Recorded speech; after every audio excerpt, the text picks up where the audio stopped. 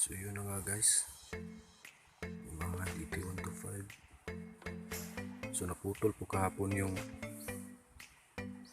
kick arm ko. Bali pangapat naputol ko na po ito ng kick arm. So parang nagsawa na rin ako. So marami akong nakikita sa Facebook na nagmo-modify. May bawi ni Will, ilalagyan ng bracket kabilang dulo dito, saka dito sa babaw, ito banda sa may dito, ilalagyan nila ng bracket para mas tumibay. So ito talaga po ang problema kapag replacement lang ginagamit. So ngayon yung iba naman ay wini-weld dito buo, pinapalitan ng arm pang XRM, tapos wini-weld dito sa may kick boss. So ngayon ay mag-weld tayo ng ganitong arm for modification dahil asawa na rin akong bumili ng replacement. Medyo mahal, may kamahalan din kasi yung rig. So yun na nga guys, mga ka-rides. So ito nga yung problema ng madalas mga DT users, napuputol yung kick arm lalo na pag replacement lang yung nabili mo. So ang ginagawa, so dati na-modify ko na to, winild ko dito sa baba, tapos nag-wield ako dito para hindi siya madaling umikot. Yun lang ang naging problema is yung dito sa ilalim, yan, dito ako naputol. Masyadong malaki yung butas yung nilalagyan ng bearing para mag-lock siya dito, para hindi na iikot rin, hindi siya ganyan, yan, naglalak siya dito. So yun nga, naputol. So ang ginawa ko, mag-weld ako ng, pasensya natin, hindi ko na nakunan ng video dahil nagmamadali din kasi ako kanina, may nilakad pa kami, kaya ito na lang. So yung iba, ang modification na ginagawa nila, naglalagay sila ng dito, nilalagyan nila ng metal din, kabilya o round bar.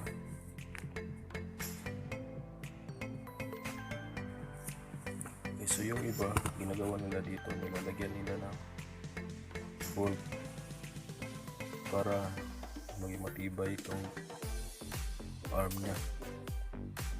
So ang iniisip ko naman dito, baka tumama pagka-ikot, baka tumama doon sa likod. Kaya ang ginawa ko na lang dati, nag-weld ako dito sa baba, yan, washer, weldingan ko, tapos dito nag-weld din ako para hindi siya umikot, pero naputol pa rin.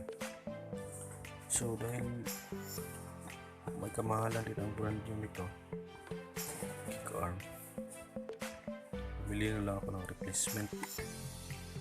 Kaya nga lang, dali maputol. So ngayon, ang ginawa ko ngayon ay ganito, yan, bali ano to, kinuha ko lang din sa kick arm ng Kawasaki. So dito fix na siya, hindi na siya naiikot, naka-weld na lahat yan, pati sa baba, yan.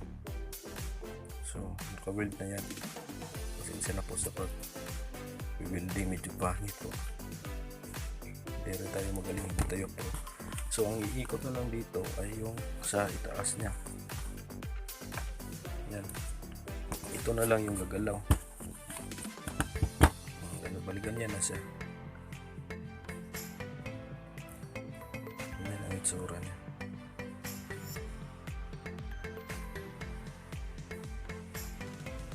So yung hindi na nga pala ako bumili ng binili. May nakuha ako sa lumang motor, Kawasaki, pwede rin pala, Kawasaki na dito. So bali sira na kasi yung spline niya, kaya pinutol ko na lang. Ito na kinabit ko sa kickboss ng DT. So ito nga rin pala ay galing sa replacement na lang to, yung naputol. Yan, galing sa replacement na lang yan. Kaya hindi na ako nagdalawang isip na i-weld. Hindi ko naman magagamit.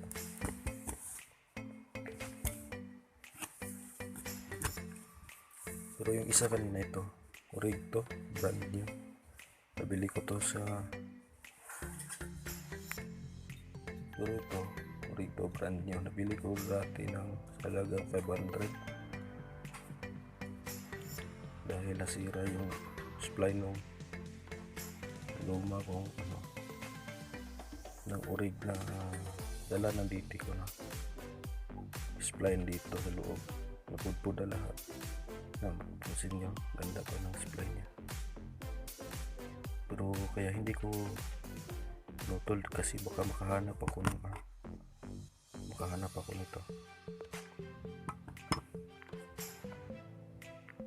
Kaya hindi ko pinutol kasi baka makahanap ako na ganito arm na orig na brand new.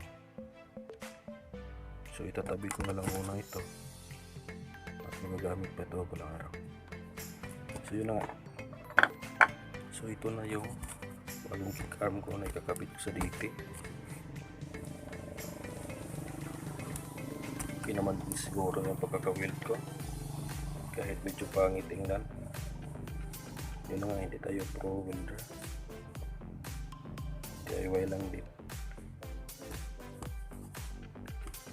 Kaya tara, kakabit na natin sa DT.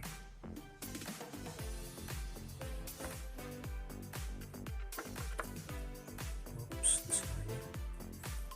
Pares konti.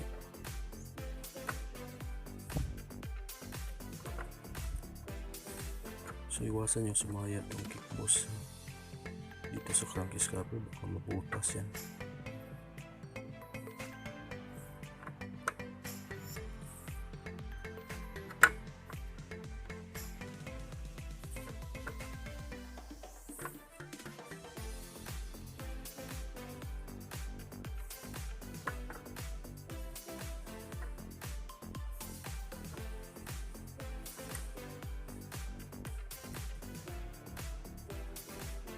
Masyadong malapit.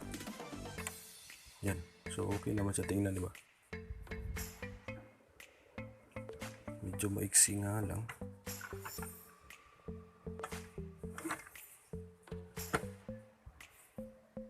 Tayo sumasayad.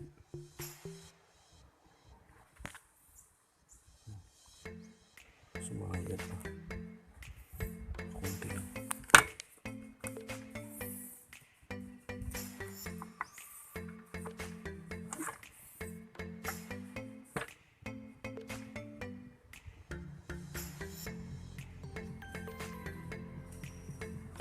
Grind na lang muna siguro natin ito. So yun na nga guys. So bali nag-grind ako dito. Yan, pansin nyo. Yung grind ko, tapos dito sa bandang natin. Yan. Pinonan ko ng konti para hindi sumaga pag-kick. Yan.